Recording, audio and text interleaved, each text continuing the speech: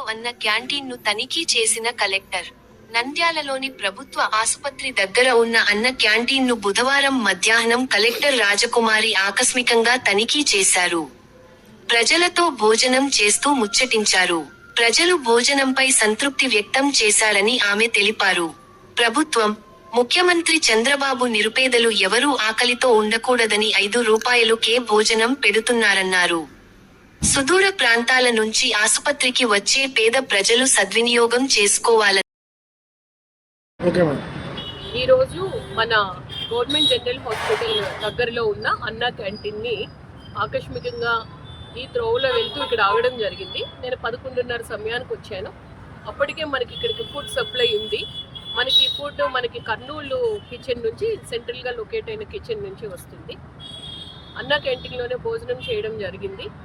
ఈరోజు వాళ్ళకి veg rice, అలాగే వంకాయ కర్రీ అండ్ మజ్జిగ చారు పెట్టారు.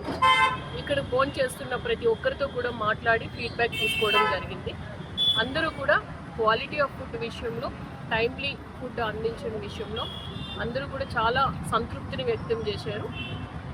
ఎవరు కూడా ప్రభుత్వం, రాష్ట్ర ప్రభుత్వం, గౌరవ ముఖ్యమంత్రి గారు ఎంత సదుద్దేశంతో నిరుపేదలు ఎవరు కూడా ఆకలితో ఉండకూడదు, ₹5కే భోజనం ఇక్కడ దొరుకుతుంది కడుపు నింపుగా.